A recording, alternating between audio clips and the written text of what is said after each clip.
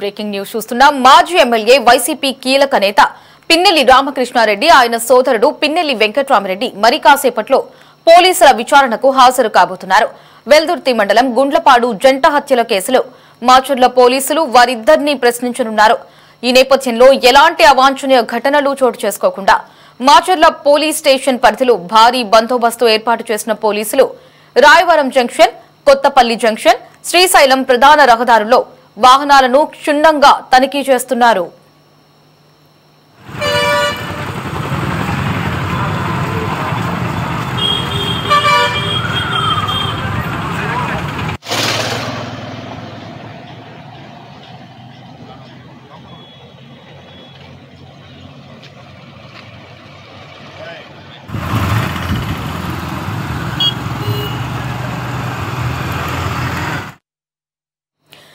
జంట హత్యల కేసులో భాగంగా పిన్నెల్లి సోదరుడు మరి కాసేపట్లో పోలీసుల విచారణకు హాజరు కానున్నారు. దీనికి సంబంధించి మరిన్ని అప్డేట్స్ ని మా రిపోర్టర్ ప్రమోద్ ఫోన్ లో అందిస్తారు. Pramod, over to you.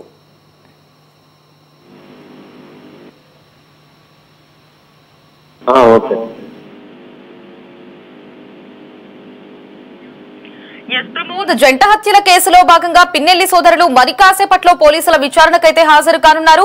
దీనికి సంబంధించినటువంటి అప్డేట్స్ ఏంటి? లహరి ఏదైతే పల్నాడు జిల్లా మాచర్ల మాజీ ఎమ్మెల్యే పిన్నెల్లి రామకృష్ణారెడ్డి ఆయన సోదరుడు వెంకటరామరెడ్డి ఇద్దరికి కూడా వెల్దుర్తి పోలీసులు అయితే నోటీసులు జారీ చేశారు. అయితే గుండ్లపాడుకు సంబంధించినటువంటి జవిశెట్టి సోదరుల హత్య కేసులో వీళ్ళు ప్రధానంగా ముద్దాయిలుగా ఉన్నారు. అయితే పిన్నెల్లి రామకృష్ణారెడ్డి A6 గా ఉన్నాడు, పిన్నెల్లి వెంకటరామరెడ్డి A7 గా నిందితులుగా ఉన్నారు. అయితే గతంలోనే ఈ కేసుపై కూడా ఆ సుప్రీంకోర్టులో మధ్యస్థు బెయిల్ అయితే మంజూరు చేశారు. అయితే ఈ మధ్యంతర బెయిల్ గడువు కూడా ముగుస్తున్నటువంటి నేపథ్యంలోనే అయితే 8వ తారీఖునే అయితే గడువు మూసినటువంటి నేపథ్యంలో సుప్రీంకోర్టు వాయిదా వేసింది 2 రోజులు. అయితే దీనికి సంబంధించి కూడా ఇప్పటికే అక్కడ ఉన్నటువంటి పోలీసులు 8వ తారీఖు విచారణకు హాజరు కావాలంటూ నోటీసులు జారీ చేశారు. జారీ చేసిన అనంతరం మరలా అది అక్కడ వాయిదా పడటంతోనే మరలా ఈ రోజు 10వ తారీఖు అంటే 10వ తారీఖు రావాలని చెప్పినప్పటికీ కూడా అంటే ఈ రోజు వస్తారని చెప్పి పిన్నెల్లి పోలీసులకి సమాచారం అయితే అందించారు. అయితే పిన్నెల్లి ఈ రోజు అక్కడ వెల్లుర్తి పోలీస్ స్టేషన్ లో విచారణకు హాజరవుతున్నటువంటి నేపథ్యంలో అక్కడ ఉన్నటువంటి వైసీపీ కార్యకర్తలు కూడా పెద్ద ఎత్తున అక్కడ పోలీస్ స్టేషన్ చేరుకుంటా ఉన్నారు. అయితే పిన్నెల్లి రామకృష్ణారెడ్డిని అరెస్ట్ చేస్తారా లేదా అన్నటువంటి సందిగ్ధంలో అయితే ఉంది. అయితే ఒకవేళ బెయిల్ కనుక మధ్యంతర బెయిల్ కనుక ఒకవేళ మరలా పొడిగిస్తే మాత్రం అరెస్ట్ చేసేటువంటి అవకాశం అయితే ఉండదు. ఒకవేళ ఆ మధ్యంతర బెయిల్ కనుక పొడిగించకపోతే తక్షణమే ఆయన అరెస్ట్ చేసేటువంటి అవకాశం అయితే ఉంది. ఈ నేపథ్యంలోనే అయితే వైసీపీ కార్యకర్తల్లో కూడా పెద్ద ఎత్తున కూడా ఆందోళన అయితే నెలకొందా ఉంది. అయితే అక్కడికే ఇప్పుడు పిన్నెల్లికి సంబంధించినటువంటి అనుచరులు కావచ్చు, కార్యకర్తలు కావచ్చు పెద్ద ఎత్తున పాల్గొనడంతో అక్కడ ఎటువంటి అవాంఛనీయ సంఘటనలు జరగకుండా కూడా ఇప్పటికే ముందస్తు భాగంగా పటిష్ట బందోబస్తు ఏర్పాటు చేశారు. ఎవరైతే వైసీపీ కార్యకర్తలు మాచర్లో వస్తున్నటువంటి వ్యక్తులను కూడా మధ్యలోనే ఆపేసి అక్కడ ఉన్నటువంటి వైసీపీ వారిని కూడా ఎవరికి పోలీస్ స్టేషన్ కు అనుమతి లేదు అంటూ అక్కడికి వచ్చి ఒకవేళ అక్కడికి వచ్చి ఏమైనా గొడవ చేయాలని ప్రయత్నిస్తే అక్కడ వారిపై కేసులు కట్టడానికి కూడా సెంటిమెంట్ కూడా తెలుస్తా ఉంది.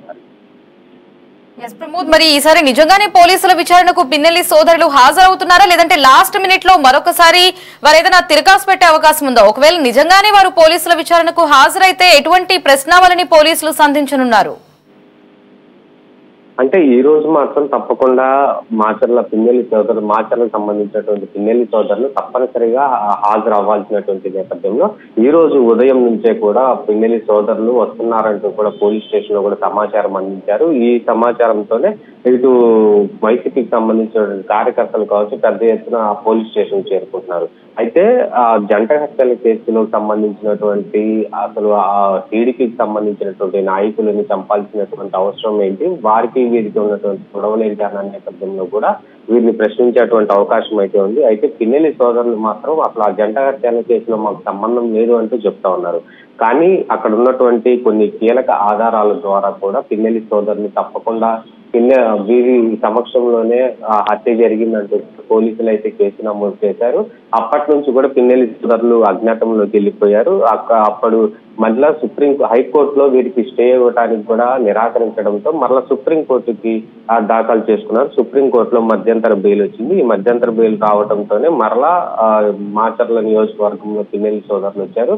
అయితే ఈ రోజు మాత్రం ఏదైతే సుప్రీంకోర్టులో ఉందో సుప్రీంకోర్టులో విచారణ జరుగుతా ఉంది. విచారణలో ఒకవేళ మధ్యంతర బెయిల్ పొడిగిస్తే మాత్రం ఇది కొంచెం రిలాక్సేషన్ గానే ఉంటుందని తెలుసుకోవచ్చు. అయితే ఒకవేళ ఏదైతే మధ్యంతర బెయిల్ పొడిగించకపోతే వీరిని తప్పకుండా మరలా అదుపులోకి తీసుకొని అరెస్ట్ చేసేటువంటి అవకాశం అయితే ఉంది.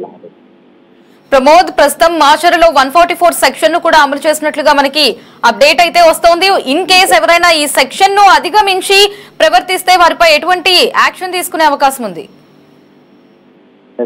గతంలో కూడా మాచర్ల నియోజకవర్గంలో పిన్నెల్లి సోదరులు చేసినటువంటి దౌర్జన్యాలు కావచ్చు, అక్రమాలు కావచ్చు పెద్ద ఎత్తున కూడా ఉన్నాయి. ఈ నేపథ్యంలోనే మొన్న 8వ తారీఖు కూడా వైసీపీ కార్యకర్తలు పిన్నెల్లికి సంబంధించినటువంటి ప్రధాన అనుచరులు ఒక హంగామా సృష్టించేందుకు కూడా పెద్ద ఎత్తున జనాన్ని అయితే గుమ్మిగూర్చారు. అయితే ఈ నేపథ్యంలోనే ఈ రోజు 144 సెక్షన్ అయితే విధించారు. ఈ 144 సెక్షన్ అనుమతులు లేకుండా ఎవరు పోలీస్ స్టేషన్ కు రాకూడదు. ఒకవేళ గుంపులుగా ఉంటే వారి మీద చర్యలు తీసుకుంటాము. ఎవరు కూడా ఆ పోలీస్ స్టేషన్ కు వచ్చి వారికి మద్దతు పలకకూడదు. ప్లస్ మాచర్ల నియోజకవర్గంలో ఎలాంటి అల్లర్లు సృష్టించాలనేటువంటి నేపథ్యంలో ఎవరైనా ప్రయత్నిస్తే వారి మీద శాఖపరమైన చర్యలు తీసుకుంటాం, కఠినంగా చర్యలు తీసుకుంటామని చెప్పి ఇప్పటికే జిల్లా ఎస్పీ అయితే ప్రకటించారు.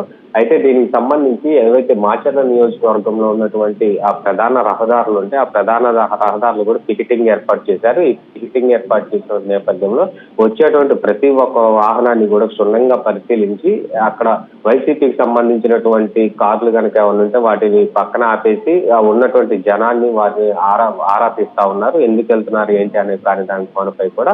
అయితే ఏదైనప్పటికీ మాచర్ల నియోజకవర్గంలో ఇప్పుడు ఉదయం నుంచి కూడా పటిష్ట బందోబస్తు ఏర్పాటు చేసి పోలీసులు కూడా ఎక్కడ అల్లర్లు సృష్టించకుండా ఉండేందుకు సంసిద్ధంగా ఉన్నారు. ఒకవేళ వైసీపీ పిన్నెల్లి సోదరులను గనక అరెస్ట్ చేస్తే పరిస్థితులు కూడా భయాందోళనగా గందరగోళంగా ఉన్నటువంటి నేపథ్యంలో కూడా గట్టి బందోబస్తు ఏర్పాటు చేశారు పోలీస్ స్టేషన్ వద్ద. ఎవరికి కూడా పోలీస్ స్టేషన్ కి అనుమతి లేకుండా రావద్దంటూ కూడా ఇప్పటికే హెచ్చరికలు జారీ చేశారు. ఈ నేపథ్యంలోనే ఎవరైనా వచ్చిన వారిపై కూడా 144 సెక్షన్ ఉంది కాబట్టి 144 సెక్షన్ ఉన్నటువంటి సమయంలో గుమ్మికూడటం కానీ అల్లర్లు సృష్టించడం కానీ ఇవేం చేయకూడదు. ఒకవేళ ఇది చేస్తే మాత్రం తప్పకుండా వారిపై సీరియస్ యాక్షన్ తీసుకున్నటువంటి అవకాశం అయితే ఉంది. ప్రమోద్, ఈ విచారణలో పిన్నెల్లి సోదరులను ఒంటరిగానే విచారించనున్నారా, లేదంటే వీరితో పాటు ఈ విచారణలో పాల్గొనడానికి ఎవరినైనా అనుమతించారా?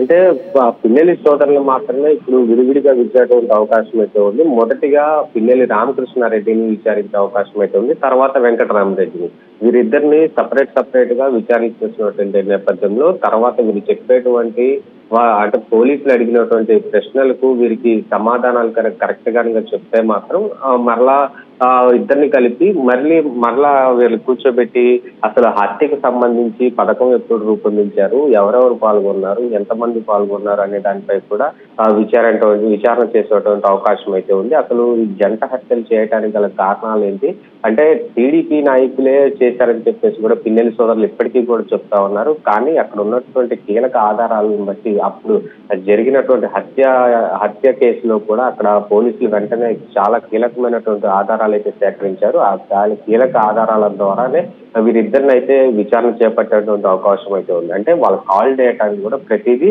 ఆ రోజు ఎవరైతే జంట హత్య కేసులో పాల్గొన్నారో ఆ రోజు డేటా కాల్స్ కూడా పిన్నెల్లి సోదరులకు వచ్చినట్టుగా కూడా తెలుస్తా ఉంది. దీని ఆధారంగా వారిని ప్రశ్నించేటువంటి అవకాశం అయితే ఉంది. అయితే ఈ విచారణలో ఎవరిని అంటే అడ్వకేట్ ని కూడా లోపలికి రాణించేటువంటి పరిస్థితి లేదు. కేవలం వీరిద్దరిని మాత్రమే లోపలికి వెళ్ళేటువంటి అవకాశం అయితే ఉంది. వీరిద్దరిని విచారించిన తరువాత మరలా విడివిడిగా విచారించి మొత్తం మీద ఒక సాయంత్రానికి ఒక నివేదిక వచ్చిన తర్వాత ఈలోపు సుప్రీంకోర్టు లో విచారణ ఎలా వస్తుందో తెలియదు కాబట్టి సుప్రీంకోర్టులో వచ్చేటువంటి తీర్పు ఆధారంగా వీరిని అరెస్ట్ చేసేటువంటి అవకాశం అయితే ఉంది. Right Pramod, thanks for the updates.